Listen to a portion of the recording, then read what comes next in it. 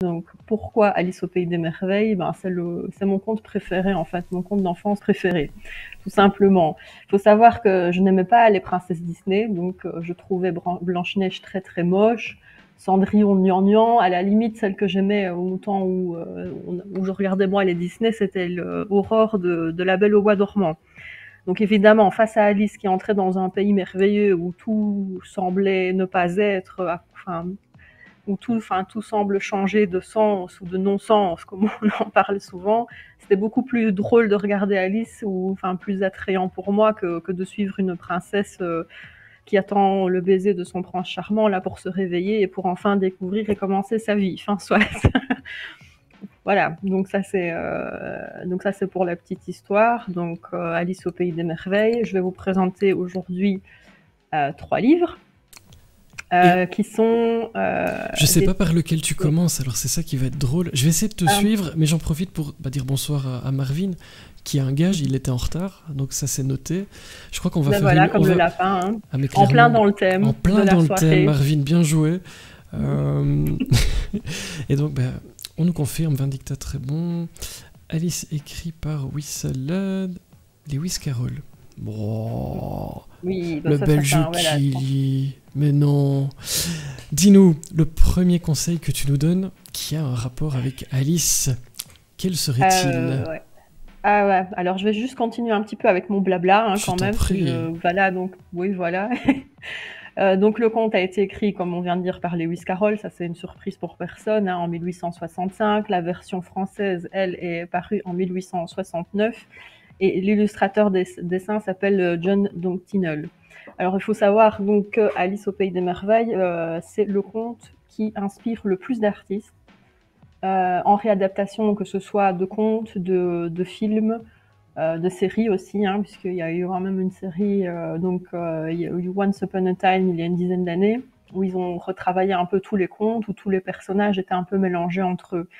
Donc Disney, évidemment, on va reprendre au départ. Donc Disney, lui voulait donc s'est accaparé du conte en premier en 1951, avec le conte que l'on connaît, la petite fille blonde avec la petite robe blanche et le tablier bleu.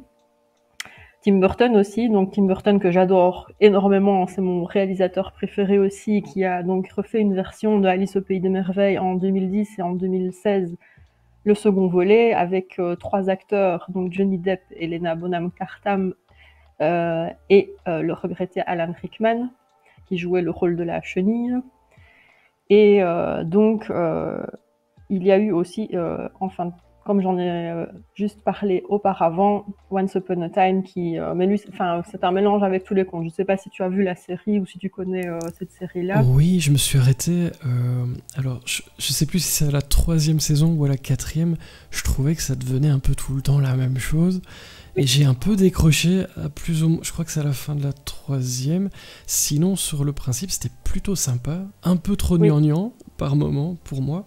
Aussi, oui, voilà. Mais avec un univers quand même où je retrouvais tellement de références à. Voilà. Ça m'a fait un peu la même chose que la première fois que j'ai vu Shrek. mais un peu gnangnan quand même. Mais chouette.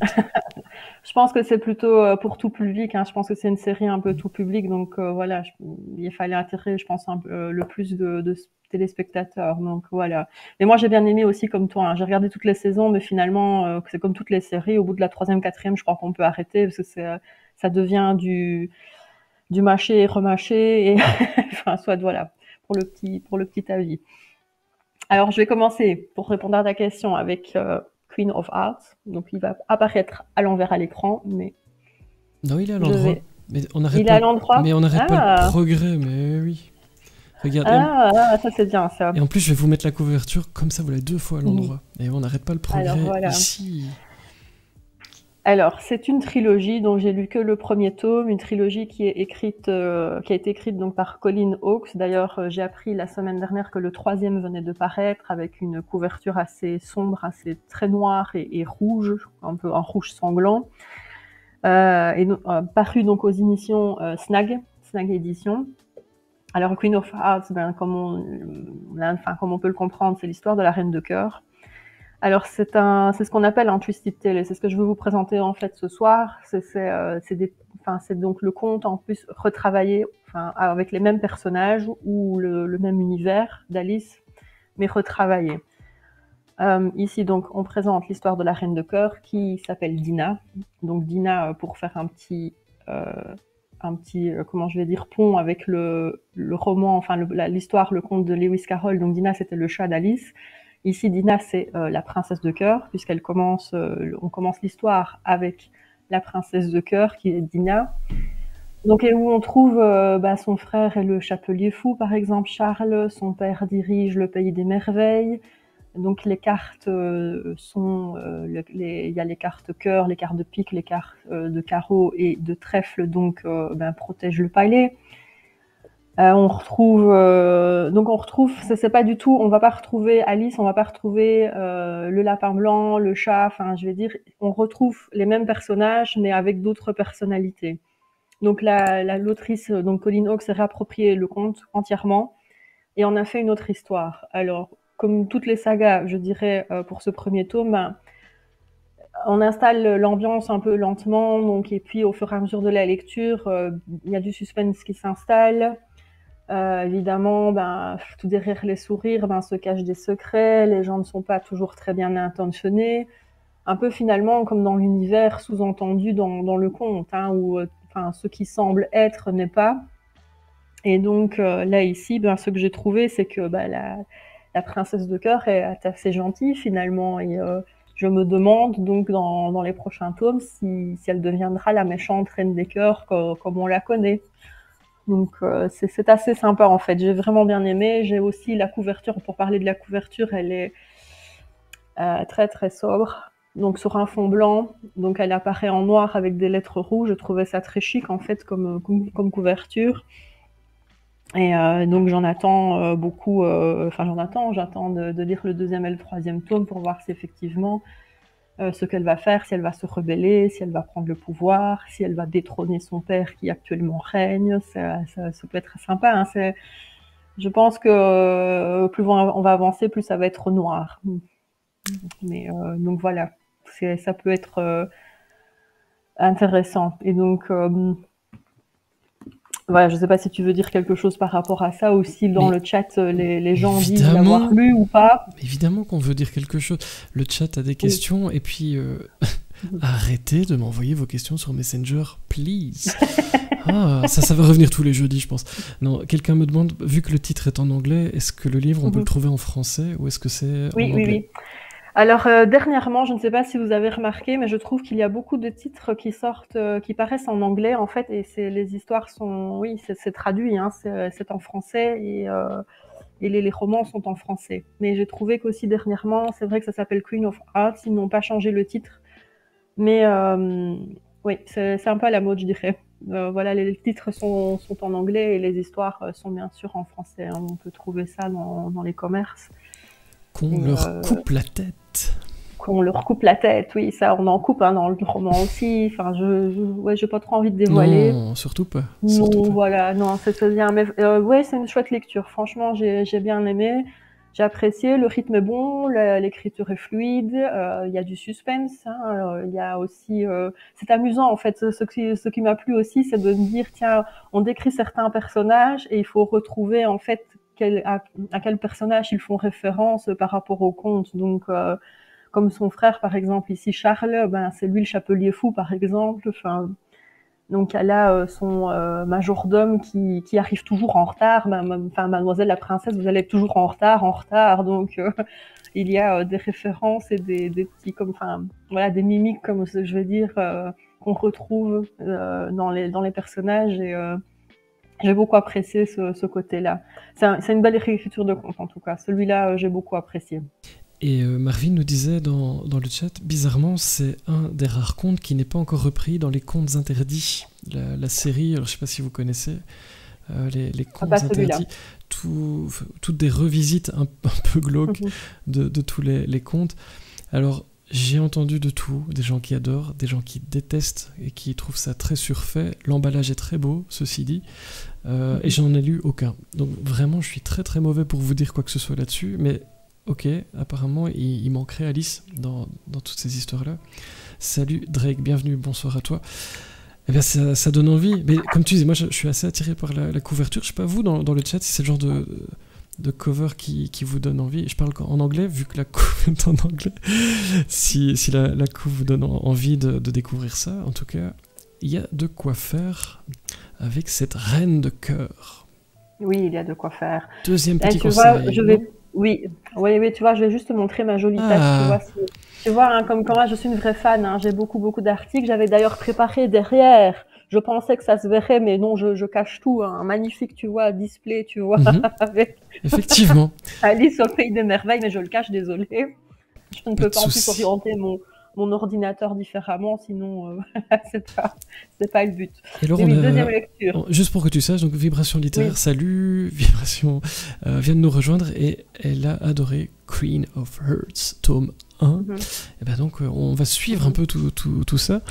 Tu as dit combien de tomes dans ce... Il y en a 3. Le troisième est sorti la semaine dernière. La semaine dernière, on est pile dans l'actu. Ben donc voilà, si ça vous donne envie, n'hésitez pas à jeter un œil à tout ça, puis à nous dire ce que vous en avez pensé. Deuxième conseil, je ne t'interromps plus. Non, je t'interromps aussi, hein, tu sais, donc... Oui, mais on aime bien ça. On parlait beaucoup. Oui, on aime bien parler. Oui, voilà. Évidemment. Deuxième tome, donc un joyeux non-anniversaire. Donc là, voilà, tu mettras la couverture. C'est déjà fait, Valérie. Oh, c'est fantastique. Un claquement de doigts. Mais moi, je ne vois pas ce que tu fais, tu vois. Mais voilà, c'est parfait. Donc ici, alors pour commencer à parler de la couverture, c'est celle qui me plaît le plus. C'est vraiment celle de l'univers d'Alice, donc de l'univers Disney. Donc c'est un conte qui est écrit par Liz Braswell. Il s'appelle Twisted Tale, hein, donc en anglais, si on traduit mot par mot, ce serait un conte tordu, hein, un conte dans le sens, en bonne traduction française, je remets mes écouteurs, un conte revisité. Alors, il y en a plusieurs, hein, des tomes. Si vous n'aimez pas nécessairement Alice, vous pouvez retrouver Aladdin, Réponse, il y a aussi Mulan, La Belle et la Bête, La Blanche-Neige. Enfin, il y a toute une série qui est sortie. Bon, naturellement, moi, comme j'adore Alice, c'est Alice que j'ai choisie. Alors, pour être franche, c'est un peu une lecture, comme on dit, mi-figue, mi-raisin. On retrouve, en fait, je vais commencer à expliquer le début, ou l'histoire générale du livre. Donc, on retrouve Alice à ses 18 ans. Donc, il faut savoir qu'elle a visité le pays des merveilles lorsqu'elle en avait 7. Donc, on la retrouve 11 ans plus tard. Elle est photographe. Sa tante lui a offert un appareil photo. Et en prenant des photos, elle va découvrir en fait que certaines personnes de son entourage ressemble à des personnages qu'elle a connus dans le pays des merveilles. Et donc, elle va retrouver aussi des signes, viens nous aider, aide-nous, on a besoin de ton aide. Et donc, notamment, le chapelier chez qui elle va faire ses chapeaux est le chapelier fou. Marianne, donc c'était Marianne, si vous vous souvenez, dans le conte, c'était la femme du lapin blanc. C'est elle ce sera un portrait renversé d'elle-même, mais en plus sombre. Et donc là ici, donc on l'appelle au secours pour venir sauver le pays des merveilles. Et donc ce qu'elle va tenter de faire, c'est de retourner au pays des merveilles. Elle essaye de se souvenir comment elle était entrée pour la première fois. Donc c'était en s'endormant. Donc en s'endormant ici après 10-11 ans, donc elle y retourne. Et alors, ce que j'ai trouvé aussi, c'est que l'histoire finalement m'a fait étrangement écho à la version de Tim Burton. C'est une histoire différente. C'est pas la même finalité, c'est pas la même fin donc que le film de Tim Burton, mais étant donné qu'ils l'ont reprise à 18 ans avec les mêmes personnages, est-ce qu'elle va arriver à l'heure pour sauver le monde, le pays des merveilles, bon voilà, ici je trouvais que c'était finalement un peu la même ligne, je vais dire d'écriture pour le conte. J'ai trouvé ça un peu long, donc voilà, c'est un peu décevant parce que c'est celui qui me plaisait le plus, hein, parce que comme tous les bons vins, quand on ne connaît pas en vin, on va regarder la meilleure étiquette ou la plus jolie étiquette en pensant que le vin est bon, mais c'est pas vrai. Et ici, c'est la même chose avec la couverture. Elle était attrayante, mais je n'ai pas été convaincue par la lecture. Donc malheureusement, Alors, encore une fois, comme je le dis toujours, ce n'est que mon avis. Si vous voulez le lire, lisez-le et faites votre propre avis sur la lecture. Mais moi, pour moi, c'est pas celui que j'ai préféré. Donc voilà, désolée, mais autant être Ce sont sincère. des choses qui arrivent. Un joyeux non-anniversaire. Oui. À qui? Eh ben, pas à ce livre, hein. Du coup, les amis, non. Non. Eh ben, du coup, on va passer au suivant. Qu'est-ce que t'en penses? Oui. Alors, oui. Alors, et ben celui-là, contre toute attente, c'est celui qui m'a plu le plus, qui me plaît le plus. C'est celui écrit par Mérida Reinhardt. Il s'appelle Fin de partie. Il a été publié aux éditions Magic Mirror. Alors, Magic Mirror, ils sont spécialisés dans la réécriture de contes uniquement.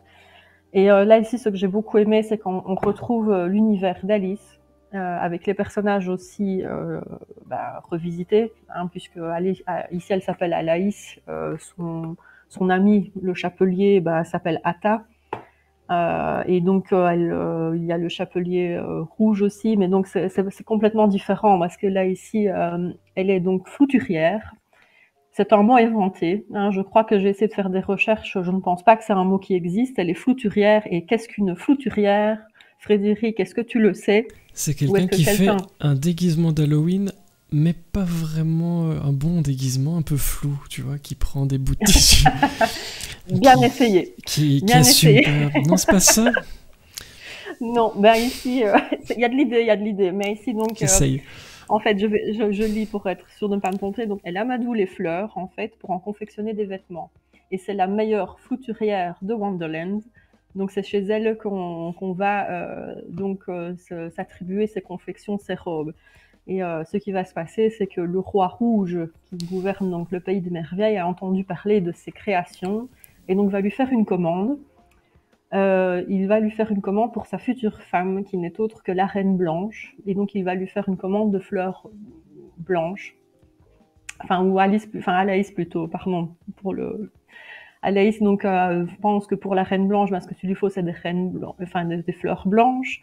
Et ce qu'il faut savoir, c'est qu'elle va être au milieu d'un conflit, puisque le roi rouge dirige le pays des merveilles, mais il est en conflit depuis plus de 20 ans avec la Reine Blanche. Et donc, pour arrêter la guerre, il a décidé de la demander en mariage et de lui offrir une magnifique robe confectionnée par Alaïs. Donc voilà, Alaïs va se mettre à la tâche, bien que son compagnon, enfin son ami, le chapelier Atta, la déconseille. Elle va rencontrer le chevalier de cœur, hein, qui va se mettre, qui va l'escorter pour aller chercher les fleurs blanches, puisque les fleurs blanches ne sont pas facilement trouvables dans le pays des merveilles. Il faut aller aux frontières, justement, aux frontières du royaume de la Reine Blanche. Donc on peut s'imaginer qu'il va se passer plein de choses, mais c'est pas celui qui m'emballait le plus, c'est la couverture que j'ai moins aimée, mais c'est la lecture que j'ai préférée des trois. Comme voilà, quoi, il ne faut pas toujours... Parce que, écoute, c'est un aveu de ma part, mais pareil. Quand j'ai vu les trois couvertures, je me suis dit, ok, celui-là, il n'est pas pour moi. Mais du coup, c'est pas des habits pour les footballeurs, non. Vous avez donné plein de bonnes idées quand même. Je regarde dans le chat au passage. On s'était tous trompés. C'est un mot qui compte triple au Scrabble, quand même. Retenez-le. Retenez-le. Pour briller dans vos repas de famille et autres, ça peut toujours être un très bon moment. Mais du coup, tu conseilles fortement de passer au-delà de cette couverture, mais que certains trouvent magnifique, hein, quand même, parce que c'est vrai que en fait, il y a un préjugé sur le genre de livre que ça va être en voyant la couverture, mais... Moi, franchement, c'est vraiment... on retrouve donc vraiment les caractéristiques du conte, mais c'est une histoire totalement différente à ce que j'ai lu. Avec la Reine des Cœurs aussi. Hein. La Reine des Cœurs, ça promet aussi. J'en attends beaucoup sur le 2e et 3e tome, puisque comme toutes les sagas, comme je l'ai déjà dit, c'est pour moi, hein, on installe doucement le suspense et on installe le décor. Et puis dans le 2e, il commence à se passer plus de choses. Dans le 3e, boum, c'est le final et on sait enfin tout et pourquoi. Donc elle est devenue la Reine des Cœurs. Mais donc voilà. Il y a de quoi faire. Mes conseils de lecture, il y a de quoi faire. Il y en a d'autres, il y en a beaucoup d'autres. C'est un thème qui inspire beaucoup. Donc ce sont mes 3 choix. Donc je ne pense pas m'arrêter à ces 3-là personnellement, mais ça viendra peut-être un peu plus tard. Et moi, dans les lectures aussi. j'ai l'impression, Valérie, que en fait, une demi-heure, c'est pas mal. Hein. Qu'est-ce que t'en penses pour la Ah prochaine oui? fois? On est d'accord? Pourquoi? J'ai pas regardé. Ah bah il est Ah, l'heure. c'est sympa. Bah tu vois, Ah, bah tu on est vois, tip j'ai top dans réussi le, à parler. on est Ouais. tip top dans le timing. Petroni vient d'arriver. Moi, presque. J'ai l'impression que tout va presque trop bien. J'ai envie de Ah bah dire c'est ça pour tenter fantastique, le hein. diable, mais oui, évidemment. Valérie, c'était toujours évidemment un plaisir de t'accueillir ici pour tes conseils. Je vais te laisser le mot de la fin, si tu as envie de nous dire un petit quelque chose pour clôturer ce deuxième passage parmi nous au sujet d'Alice Alors, au Pays des Merveilles, avant de te retrouver ben, le mois prochain. oui, pardon, encore une fois, tu vois, on se coupe, hein. Merci beaucoup à toi, déjà de m'avoir invité. Avec Je prends plaisir. beaucoup de plaisir à passer sur la chaîne. Ça passe effectivement très très vite. Et donc, connectez-vous le 17 novembre. Donc, j'ai un autre thème à proposer, une surprise aussi. On en discutera avec, enfin, j'en discuterai avec toi, Frédéric. Et voilà, d'autres propositions à venir avec un thème, voilà, sympa, je pense aussi. Hein, je vais parler un peu de mes. Je peux le dire ou pas, tu crois?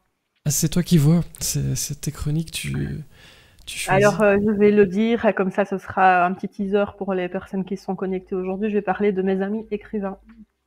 Voilà. Tout un programme. Il nous reste, comme le dit le Belge Kili, à te souhaiter un joyeux non-anniversaire. Et surtout, merci, merci pour ta présence.